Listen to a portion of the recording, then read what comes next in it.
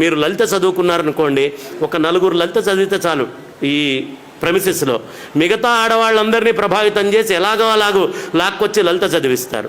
ఒక్క నలుగురు ఆడవాళ్ళు కిట్టి పార్టీలో కూర్చున్నారనుకోండి, మొత్తం కిట్టి పార్టీ కింద దీన్ని మార్చేయగలుగుతారు. అంటే ఆడవాళ్ళు శక్తి స్వరూపాలు. ఏది చేసినా అంటే వాళ్ళు కొడుకుని ఉన్నతంగా తీసుకెళ్లాలన్నా అధోగమనానికి తీసుకెళ్లాలన్నా రెండు శక్తులు ఆడవాళ్ళ దగ్గర ఉంటాయండి.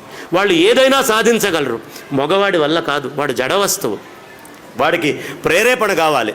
నేను మొన్న ఈ మధ్య అడిగాను, ఏమండి ఒక రీసెర్చ్ ఏదో వచ్చింది, ఈ రీసెర్చ్ ఏంటయ్యా అంటే మగవాడు 500 మాటలు మాట్లాడితే ఆడవాళ్ళు 1000 మాటలు మాట్లాడతారట ఓ రోజులో. సరే, ఇదే నేను కాలేజీలో లెక్చర్ ఇస్తూ, ఏమండి ఎందుకు మరి మగవాళ్ళు 500 మాట్లాడితే ఆడవాళ్ళు అంత టాకిటివ్ 1000 మాట్లాడతారంటే, ఒక అమ్మాయి లేచి చెప్పిందండి, నాకు ఇప్పటికే అది చెవుల్లో తిరుగుతూ ఉంటుంది, మర్చిపోలేను జీవితంలో. మరి ఏం చేయమంటారండి, మగవాళ్ళకి ఏదైనా 2 సార్లు చెప్తే తప్ప అర్థం కాదు అని. ఇది పరిస్థితి.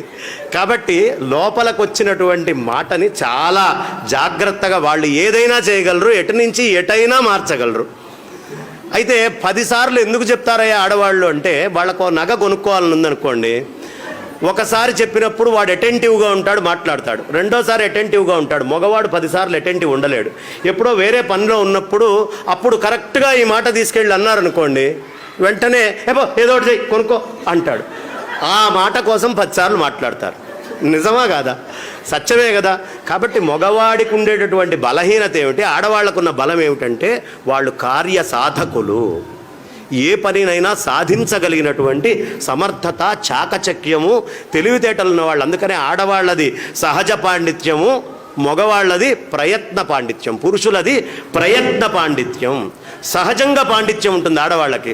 నేను అందుకనే మొన్న ఈ మధ్య ఏదో ఒక సిటీ బస్సులో కూర్చున్నాను, 2002లోనో ఎప్పుడో వెళ్తూ సిటీ బస్సులో కూర్చుంటే స్త్రీలు అని రాశాడు, ఈ వెనకాల ఎక్కడ పురుషులు అని రాయలేదు.